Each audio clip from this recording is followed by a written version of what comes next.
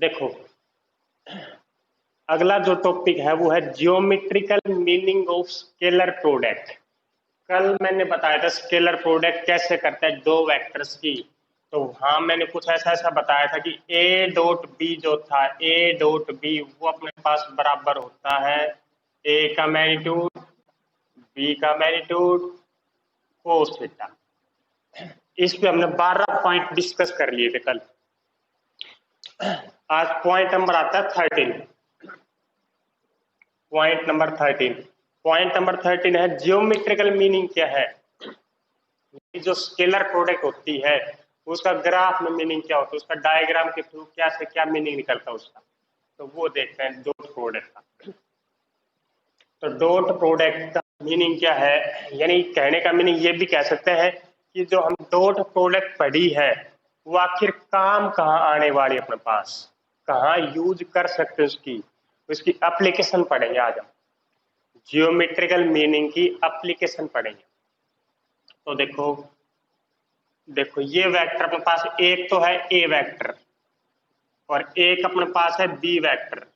ए vector है B vector है, दोनों के बीच में एंगल है थीटा, ये वाला। एक ये नाम सुन रखा आपने प्रोजेक्शन। प्रोजेक्शन प्रोजेक्शन अगर कहीं सुना हो, सुन तो रखा होगा प्रोजेक्शन है इंग्लिश में, इंग्लिश में सुना हो, वैसे कहीं फिजिक्स फिजिक्स में सुन लिया होगा। प्रोजेक्शन का मीनिंग एक प्रकार से होता है इमेज, इमेज निकालना। और इमेज का मीनिंग जैसे एक वेक्टर ये है, एक वेक्टर ये है, अगर मैं इसका प्रोजेक्शन फाइंड करूं, इस लाइन इस वेक्टर का प्रोजेक्शन, इस वेक्टर का प्रोजेक्शन यानी इस वेक्टर की इमेज किस पे, इस वेक्टर पे, इस वेक्टर की इमेज फाइंड करनी हमने, इस वेक्टर पे क्या इमेज बनेगी। तो कैसे करेंगे, मैं एक लाइट लेता हूं, टॉर्च लेता हूं, टॉर्च मैंने यहां जलाई, टॉर्च जलाई, तो जो इस वेक्टर पर से अगर इसको बिल्कुल ऊपर करना है, बिल्कुल परपेंडिकुलर ही इसको ऊपर बिल्कुल स्ट्रेट, यानी कहने का मीनिंग अपने पास ये दो वेक्टर है, ये भाई ये 10 पर एक वेक्टर मान लिया, ये दूसरा वेक्टर मान लिया। आगे इसके ऊपर अब लाइट जलाई, तो जो लाइट जलाने के बाद जो रोशनी कहाँ पड़ेगी, रोशनी अपने पास कहाँ पड़ेगी, इस वेक्टर की इस पे पड़ेगी जाके, यानी ऐसी कुछ ये वाली जो डिस्टेंस है A B, A B, A B जो है अपने पास प्रोजेक्शन, ए बी जो है प्रोजेक्शन है, ए बी अपने पास इमेज है बी वेक्टर की ए वेक्टर पे, ये वाला। ये ऐसे ही बनेगी या अलग बनेगी कुछ,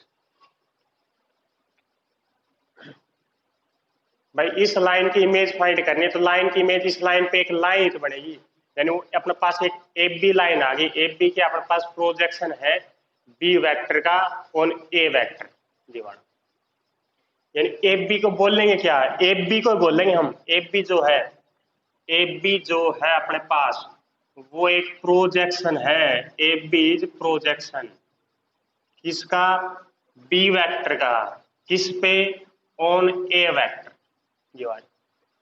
ठीक है, अब ये ए बी की वैल्यू आखिर आएगी क्या, बता सकते हो ए बी की वैल्यू क्या आएगी, ए बी की वैल्यू आखिर आएगी क्या, किसके बराबर, नहीं, ए बी की वैल्यू आएगी, देखो भाई ये अपने पास एक खंबा है, ये एक खंबा है, इसका मैग्नीट्यूड कितना है इतना तो बता ही सकते हैं, इस खंबे का मैग्नीट्यूड कितना है, जो बी वेक्टर है इसका मैग्नीट्यूड कितना है, इस खंबे का मैग्नीट्यूड कितना है, ये भी नहीं पता। बिल्कुल ठीक है, मॉडुलस बी वेक्टर, ये वाला। यानी लेंथ निकालना है तो लेंथ का मीनिंग मैग्नीट्यूड लगा देते हैं, तो मॉडुलस बी वेक्टर। अब ये खंबा, यहाँ पे अपने पास कोई आदमी खड़ा है, यहाँ पे अपने पास आदमी खड़ा है, मैंने पहले ही बताया था ऐसा कुछ, यहाँ पे अगर अपने पास कोई आदमी खड़ा है, जब ये खंबा इस आदमी के ऊपर गिरेगा जाके, जब ये खंबा इस आदमी के ऊपर गिरेगा तो ये आदमी किस साइड भागेगा, ये आदमी किस साइड भागेगा, किस किस डायरेक्शन में, पीछे की साइड या आगे की साइड, यानी कहने का मीनिंग ए जो वेक्टर है, हाँ इस डायरेक्शन में, ए वेक्टर के डायरेक्शन में भागेगा बड़ा।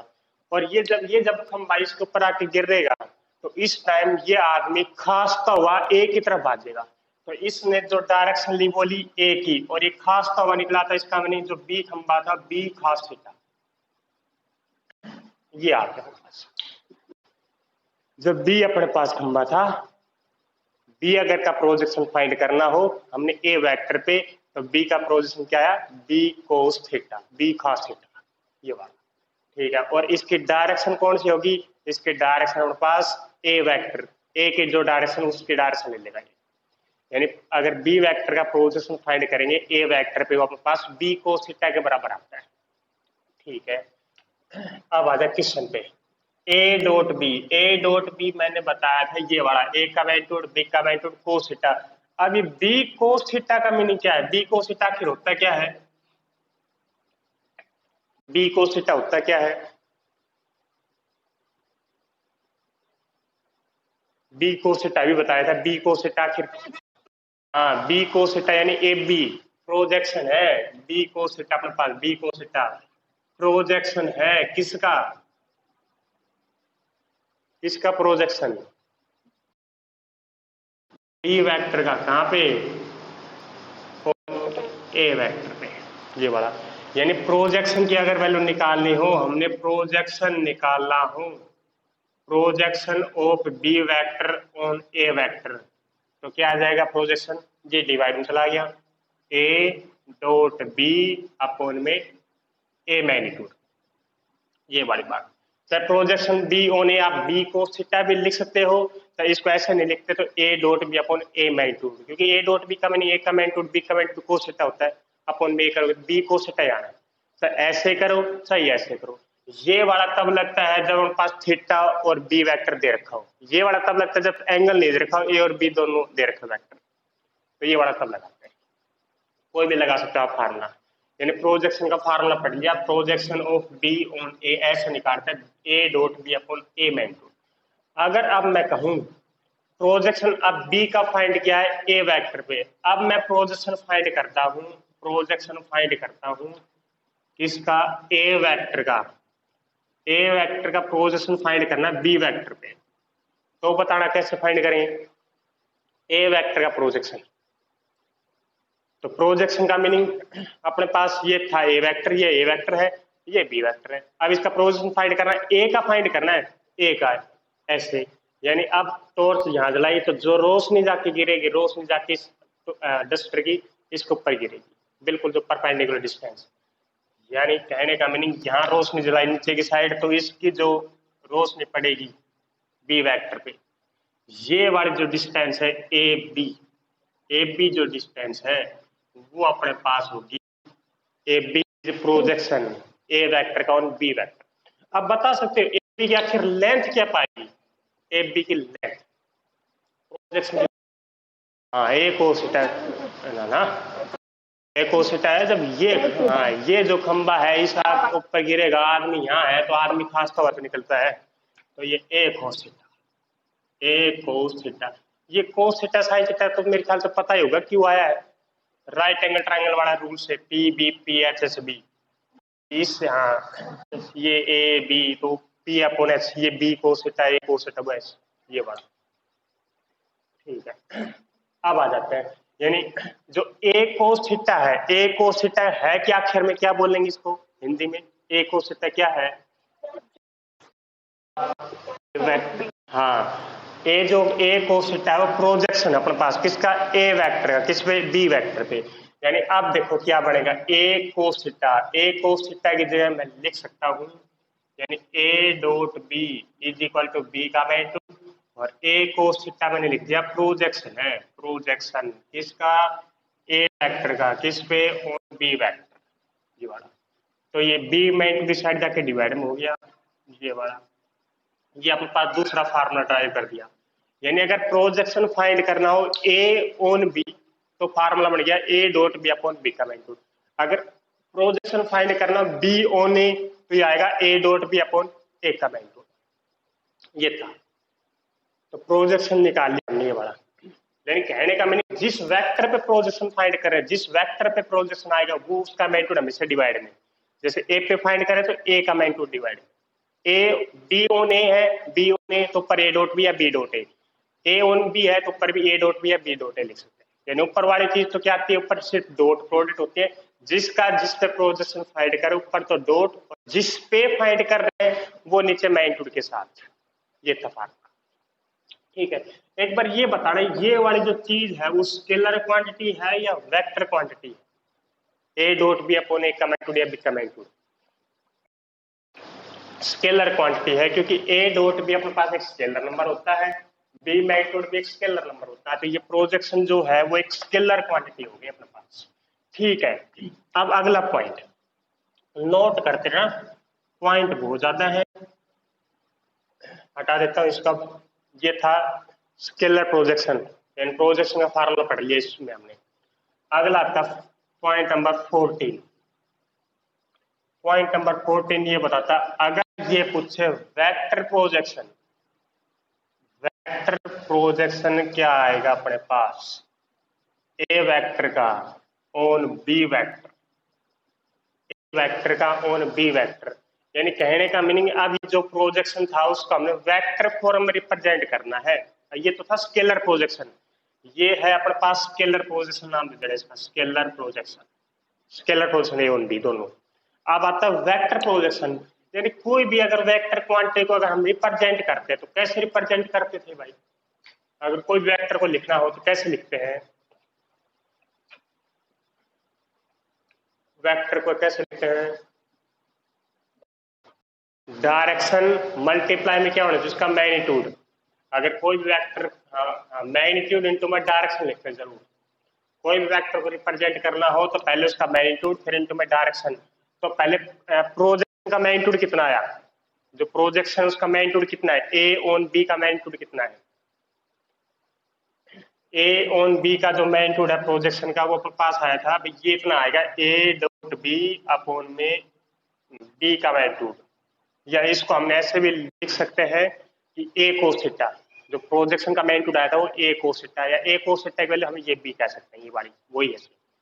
ठीक है, लेकिन अब के साथ अगर प्रेजेंट करनी है मल्टीप्लाई में, अब डायरेक्शन कौन से लेगा हम, डायरेक्शन कौन से जाएगा, ए ऑन बी है, ए वेक्टर का प्रोजेक्शन फाइंड किया है बी वेक्टर पे, डायरेक्शन ये आदमी किस साइड भागेगा, जब ये खंबा आपकी बात, ये खंबा है और यहाँ पे कोई आदमी था, ये खंबा जब यहाँ पे गिरेगा तो ये आदमी किस साइड भागेगा,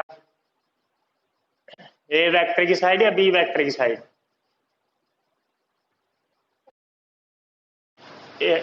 प्रोजेक्शन फाइंड करें किसका, ए वेक्टर का ऑन बी वेक्टर, यानी ए वेक्टर गिराना हमने, ए वेक्टर की इमेज फाइंड करनी कहाँ पे, बी वेक्टर पे, ए वेक्टर की इमेज फाइंड करनी बी वेक्टर पे, तो आदमी किस साइड भागेगा, यहाँ पे खड़ा था, कौन सी साइड, ए की साइड या बी की साइड? बी की साइड। देखो अब एक बार मैं बता देता हूँ दोबारा से, भाई ये था, यहाँ पे अगर कोई आदमी खड़ा है और ये अपने पास खंबा, ये वाला खंबा इसके ऊपर गिरने वाला है, तो आदमी किस साइड भागता है, इसकी साइड भागेगा, ए की साइड। खंबे के ऊपर तो भागेगा नहीं, क्योंकि खंबे पर भागे तो वो मरे ही मरेगा जरूर, खंबे के ऊपर तो भाग नहीं सकता, भागेगा दूसरी साइड ही, यानी ए की साइड। तो ये था इसमें बी, ये बी था, यानी इसमें हमने बी का प्रोजेक्शन फाइंड किया है ए वेक्टर पे, बी का प्रोजेक्शन फाइंड किया है ए वेक्टर पे, बी का प्रोजेक्शन फाइंड किया है ऑन ए वेक्टर, तो ये फार्मूला बढ़ गया A dot B upon A का मैग्नीट्यूड। और ये डायरेक्शन कौन सी आएगी, प्रोजेक्शन, जो प्रोजेक्शन आया प्रोजेक्शन ये वाली, अब इसकी डायरेक्शन कौन सी आएगी, किस डायरेक्शन में जाएगा, ये प्रोजेक्शन की डायरेक्शन कौन सी आएगी,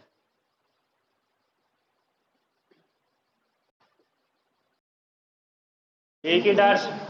जब आदमी जब यहाँ, हाँ आदमी जब यहाँ था तो यहाँ इस साइड तो भागेगा एक ही डायरेक्शन में, और एक ही डायरेक्शन को कैसे रिप्रेजेंट करते हैं हम, ए कैप से। एक ही डायरेक्शन का मीनिंग ए कैप लगाते हैं, यूनिट वेक्टर लगाते हैं जिस डायरेक्शन में। ठीक है, अगर अब क्वेश्चन दे projection find, vector projection find करो, vector projection, vector projection of A vector on B vector, तो अपने पास क्या आएगा, vector projection A on B,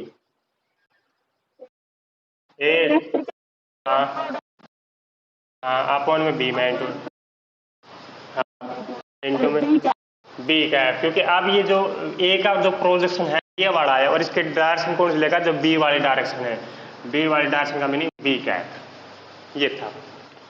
ठीक है, पॉइंट नंबर 14 भी खत्म। अब आ जाता है पॉइंट नंबर 15। पॉइंट नंबर जो 15 आता है वो अपने पास है क्या, अगर अपने पास एक vector A dot B, A dot B का फार्मूला क्या होता है, ए डॉट बी एक कमेंट टू कोस थीटा, ये वाला फार्मूला होता है। ठीक है, बी डॉट ए का फार्मूला क्या होता है, बी डॉट ए एक कमेंटूड बी कमेंटूड कोस थीटा, यानी बी कमेंटूड ए कमेंटूड आ जाता है बस, बी कमेंटूड ए कमेंटूड कोस थीटा। तो क्या ए डॉट बी और बी डॉट ए बराबर होती हैं, ए डॉट बी और जो बी डॉट ए है वो आपस में बराबर होती है नहीं होती, होती है, क्योंकि ए डॉट बी किया तो यह चीज आई, बी डॉट ए करें तो बी कमेंटूड ए कमेंटूड कहीं भी लिख सकते हैं, मल्टीप्लाई में सारे, तो दोनों चीज बराबर है, दोनों चीज बराबर है तो राइट साइड लेफ्ट भी बराबर होगी, ए डॉट बराबर है बी डॉट ए। यानी कहने का मीनिंग इस वाले ला अगर कुछ नाम देते हैं स्पेशल, ए डॉट बी बराबर बी डॉट ए, कुछ स्पेशल नाम इसका पता है क्या, इसका ए डॉट बी और बी डॉट ए बराबर हो तो इसको बोलते हैं कोम्यूटेटिव लॉ। अगर याद हो सेकंड क्लास में नाम सुना थे पहली बार, कोम्यूटेटिव लॉ, कॉम्पिटिटिव लॉ था, वहां सिर्फ प्लस का था माइनस का था, ऐसे ऐसे नाम थे कॉम्पिटिटिव एसोसिएटिव। तो ए डॉट बी यानी स्केलर प्रोडक्ट, स्केलर प्रोडक्ट हमेशा कॉम्पिटिटिव लॉ को सेटिस्फाई करती है, यानी ए डॉट बी करे तो बी डॉट ए बराबर ही बात है, बी डॉट सी करे या सी डॉट बी करे एक ही बात है। अगला point, point number 16, point number 16 है ए डॉट बी प्लस सी करें, ए डॉट बी प्लस सी, तो इसका मीनिंग हम कहेंगे, इसको ऐसे लिख सकते हैं कि ए डॉट बी जमा में ए डॉट सी, ये वाला। अगर ए डॉट बी प्लस सी कहीं भी दिख गया तो हम उसको ऐसे खोल कर लिख सकते हैं, ए की हम डॉट कर देंगे बी के साथ, प्लस में ए की डॉट कर देंगे सी के साथ, ये वाली चीज। अगर अपने पास ऐसी कुछ चीज आ गई ए डॉट बी जमा में ए डॉट सी, डॉट जरूर लगाना है, बिना डॉट के इनका कुछ भी नहीं निकलता, तो ए डॉट बी जमा में ए डॉट सी हो तो हम उसमें से ए और डॉट कॉमन लेके ऐसे लिख सकते हैं, ये वाली चीज और ये वाली चीज बराबर है। इस वाले लॉ को बोलते हैं डिस्ट्रीब्यूटिव लॉ, डिस्ट्रीब्यूटिव लॉ, ये था, ये अपने पास सेटिस्फाई होता है। नोट करते रहना, बार बार नहीं बताएंगे, एक बार और बताएंगे सिर्फ। अगला है, अगला ही मैं देख लेता हूँ क्या क्या बच गया इसमें।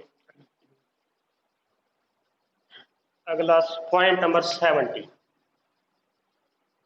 पॉइंट नंबर 17 क्या है, अगर ये पूछे ए प्लस बी का स्क्वायर, ए प्लस बी का स्क्वायर अगर कहीं आ गया तो इसको, इसका आंसर क्या आएगा बताइए, ए प्लस बी का स्क्वायर, ए स्क्वायर जमा बी स्क्वायर जमा 2ab, ऐसा कुछ नहीं आएगा।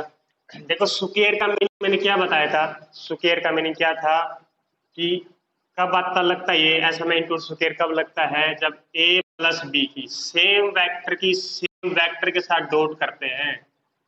कल कर भी थे ए डॉट ए आता है मैग्नीट्यूड ए का स्क्वायर, तो एक प्रॉपर्टी बताई थी, तो ए प्लस बी का मैग्नीट्यूड है, इसका मीनिंग ए प्लस बी की डॉट करनी है ए प्लस बी के साथ, तो अपने पास ऐसा कुछ आता है। अब ए प्लस बी की डॉट कर दो इसके साथ, तो ए की डॉट करेंगे ए के साथ तो ए डॉट ए, ऐसे ए की डॉट करेंगे बी के साथ तो A dot B, dot B, plus में बी की डॉट करेंगे ए के साथ तो B dot A, plus B की डॉट करेंगे बी के साथ तो बी डॉट बी, ये आ गया। ए डॉट ए कितना होता है, A dot A, A dot A, हाँ हाँ हाँ का स्क्वायर, बिल्कुल ठीक है।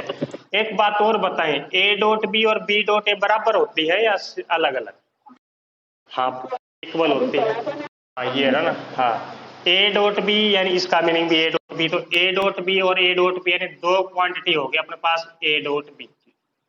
दो जरूर लगाना है, बिना डॉट स्क्वायर बन जाएगा। चलो बी,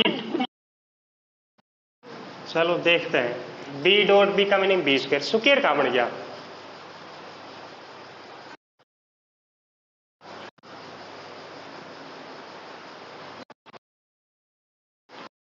ये वाला, हाँ ये तो बता रहे हैं इसका स्क्वायर अगर कहीं अब आगे जाके मैं लिखूंगा तो मैं सीधा लिखूंगा ए का स्क्वायर प्लस बी मैग्नीट्यूड का square plus 2a dot B, dot जरूर लगाना है, बिना डॉट के मीनिंग खत्म है।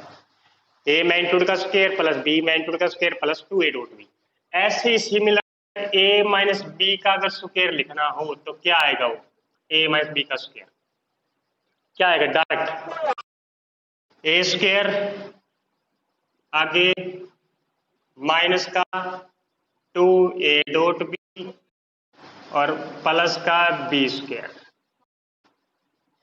ये वाला A square plus B square minus का 2a डॉट बी। यानी नोटेशन देखनी, बस नोटेशन कैसे लिखने हैं, ए कैसे लिखना है, बी कैसे लिखना है और ए डॉट बी कैसे लिखना है, ए बी नहीं लिखना, ए डॉट बी, ये था। ठीक है चलो फिर चलते हैं, बस लगभग लगभग मैंने सारे पॉइंट नोट करवा दिए हैं। अगर कोई पॉइंट रहता है तो एक और कर लेते हैं, फिर एक और रह गया 17th 18th point, point number 18। एक मैंने ये बताया था बीच में, अगर ए और बी दो वेक्टर अगर परपेंडिकुलर हैं तो परपेंडिकुलर का मीनिंग क्या बताया था, क्या चेक करेंगे हम? ए और बी वेक्टर अगर परपेंडिकुलर हैं तो क्या चेक करते हैं?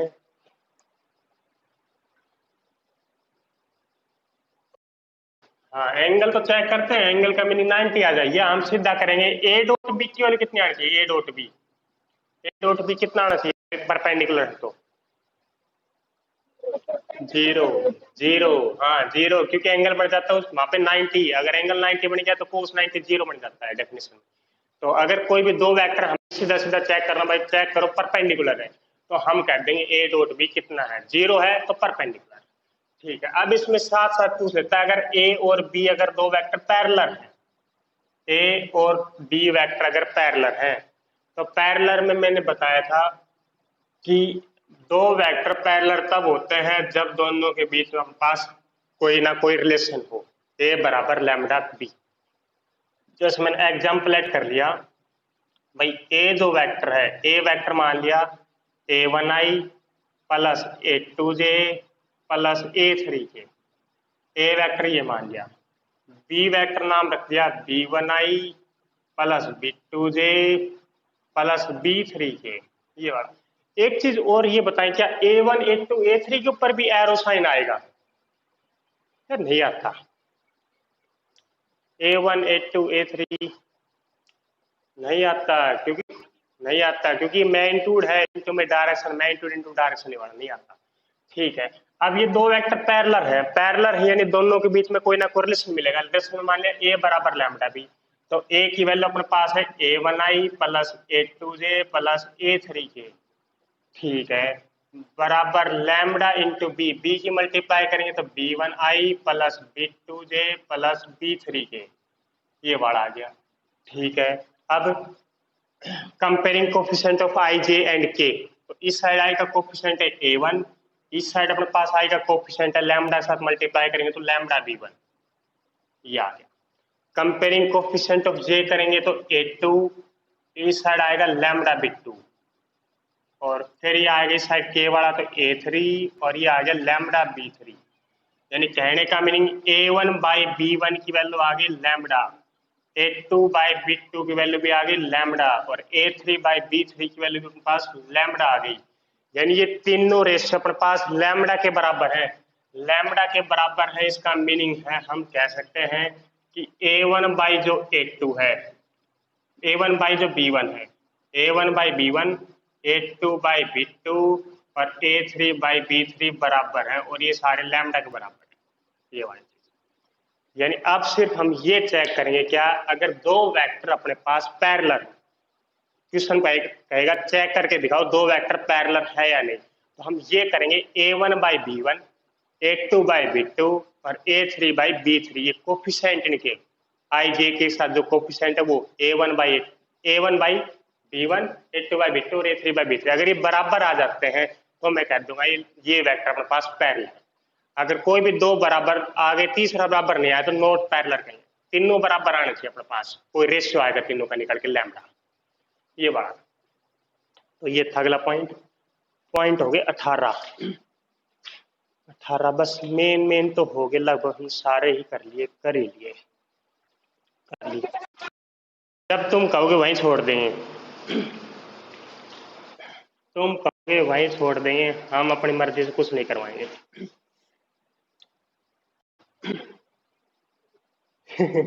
ना पॉइंट की क्या है, पॉइंट की जितने तुम कहोगे जितने पॉइंट लिखवाने हैं वहीं छोड़ देंगे हम।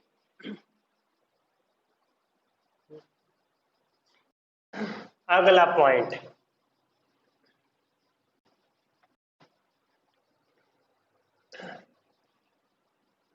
नंबर 19। पॉइंट नंबर 19 अपने पास क्या है भाई, ये प्रूव करवाएगा a.b का जो स्क्वायर है, प्रूव करके दिखाओ क्या a.b का जो स्क्वायर अपने पास है वो less than equal to a square और b स्क्वायर के बराबर है। ये वाली चीज प्रूव करके दिखानी है। तो ये वाली चीज तो आप कर ही सकते हो, बताना कैसे करेंगे प्रूव।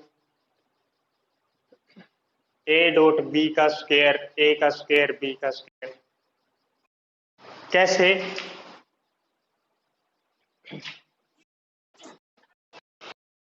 हाँ बिल्कुल ठीक है। उसके बाद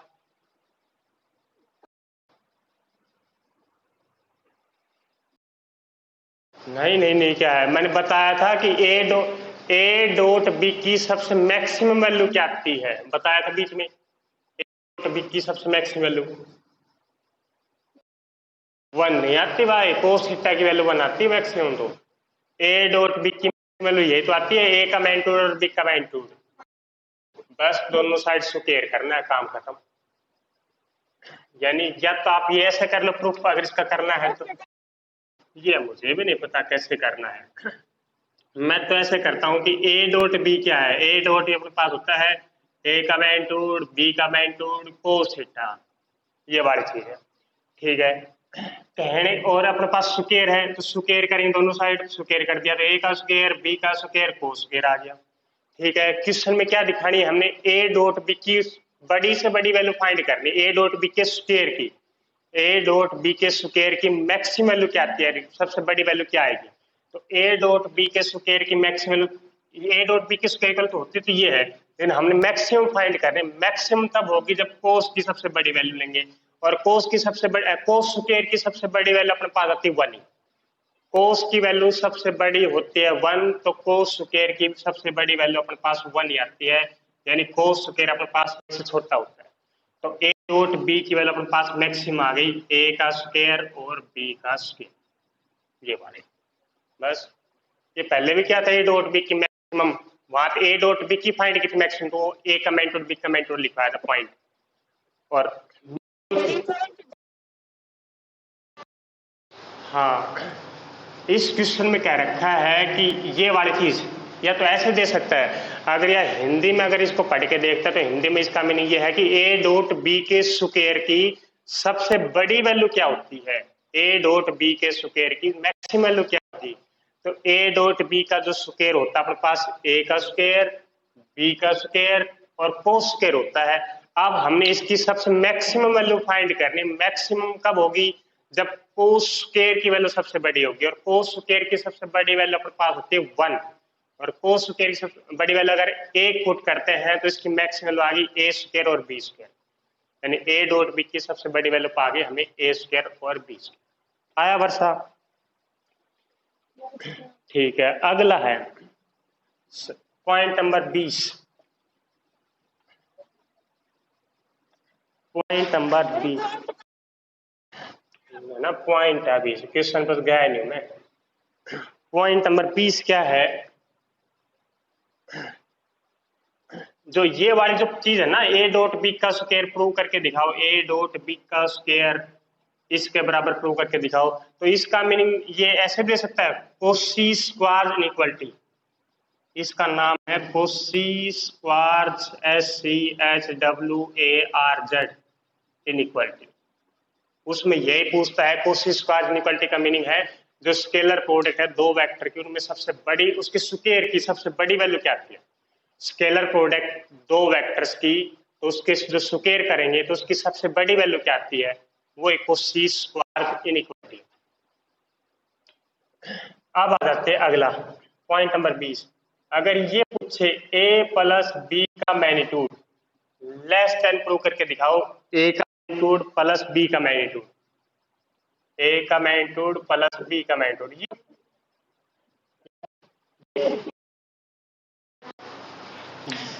ये पहले भी कहा किया थी कोई, हाँ ये कोई इनइक्वालिटी की थी ऐसी कुछ, a plus B magnitude, a का मैग्नीट्यूड b का मैग्नीट्यूड बड़ा होता है, की थी +1 में भी की थी। एक वो जो हम कॉम्प्लेक्स नंबर कर रहे थे तो वहां पे बार बार अटक रहे थे कि इनइक्वालिटी में कौन सी इनइक्वालिटी थी, और टेस्ट में भी दी थी अगर ध्यान हो तो। ट्राइंगल इनइक्वालिटी, हाँ ट्राइंगल इनइक्वालिटी थी वो। और ट्राइंगल इनइक्वालिटी क्या बताती है, मतलब कोई भी ट्राइंगल कब बनती है उसके लिए क्या प्रॉपर्टी होनी चाहिए, कोई भी ट्राइंगल कब बनती है उसके लिए प्रॉपर्टी होनी चाहिए, उसके दो साइड का सम हमेशा ग्रेटर होना चाहिए तीसरी साइड से।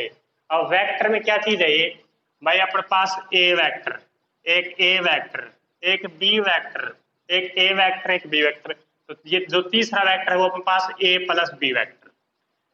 तो इसका मैग्नीट्यूड आ गई, साइड की लेंथ आ गई अपने पास ए प्लस बी, इसकी लेंथ आ गई ए और इसकी लेंथ आ गई बी। यानी कहने का मीनिंग अपने पास दो साइड्स का सम, दो साइड्स का सम हमेशा थर्ड साइड से ग्रेटर होना चाहिए, यानी ए और बी का सम थर्ड साइड से ग्रेटर होना चाहिए।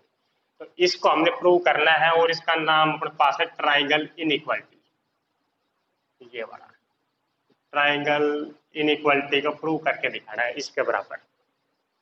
तो कर सकते हैं, बिल्कुल आसान सी चीज है, ज्यादा वो नहीं है। हाँ ये तो चलेगी, जब तक जब जब मैथ रहेगा तब तक ट्राइंगल रहेगी, जब जब सूरज चांद रहेगा ट्राइंगल तेरा नाम रहेगा। तो एक और ट्वेल्थ में तो है ही नहीं कुछ भी। एक बार ये बता, ए प्लस बी का स्क्वायर क्या होता है, ए प्लस बी का square, A square plus B square plus 2a dot B, अभी बताया था ये प्रूव करके दिखा दिया। और ए डॉट बी को हम ऐसे लिख सकते हैं, ए डॉट बी का मीनिंग क्या होता है, ए डॉट बी का मीनिंग, ए डॉट बी का मैग्नीट्यूड होता है, हाँ ए का मैग्नीट्यूड बी का मैग्नीट्यूड कोस थीटा। ये यानी ये चीज आ गया अपने पास ए प्लस बी का स्क्वायर, ये आ गई, ठीक है। और कोस देखो इसमें इक्वल टू नहीं लेना, इसमें कह रहा है कि इसकी मैक्सिमम वैल्यू फाइंड करनी है हमने। तो इसकी मैक्सिमम कब होगी, ए प्लस बी के स्क्वायर की मैक्सिमम कब होगी, जब कोस थीटा की वैल्यू मैक्सिमम होगी। और हमें पता है जो कोस थीटा अपने पास होता है वो एक और एक से छोटा होता है। तो कोस थीटा की जगह में एक और एक से छोटा पुट करता हूँ, तो अपने पास ये आ गया जो ए प्लस बी का जो स्क्वायर है वो आ गया less than equal to, less than equal to किसकी वजह से है, इसकी वजह से, ये वाला। तो ए का स्क्वायर प्लस बी का स्क्वायर प्लस 2ab, ये वाली चीज। अब ए स्क्वायर बी स्क्वायर 2ab, तो इसको मैं कह सकता हूं अपने पास ये आ गया ए प्लस बी का जो स्क्वायर है, ए प्लस बी का स्क्वायर वो अपने पास है, वो है मैग्नीट्यूड एक नंबर है और दूसरा नंबर है बी मैग्नीट्यूड, इसके स्क्वायर का बराबर है। इसका स्क्वायर है प्लस इसका स्क्वायर है प्लस 2 इंटू दोनों नंबर है, ये वाला। तो ये कह दिया, स्क्वायर दोनों साइड हटाएंगे तो अपने पास काम खत्म, यही अपने पास आंसर है। ए प्लस बी की सबसे बड़ी वैल्यू अपने पास ये होती है, ये वाली, ये था। और सबसे कम पूछता, सबसे कम हम लिख लेते हैं -1, तो ये माइनस का 2a भी आ जाता है यहाँ पे, a माइनस बी। ऐसा आया या नहीं, नहीं आया। ठीक है, चलो। तो ये लगभग हमने सारे पॉइंट नोट कर लिए हैं। ट्राइंगल, कोस स्क्वायर्स, ये नाम से आ जाते हैं कई बार, प्रूव करके दिखाओ। अब चल पड़ते हैं अपने एक्सरसाइज की तरफ। टोटल हो गए 20 पॉइंट।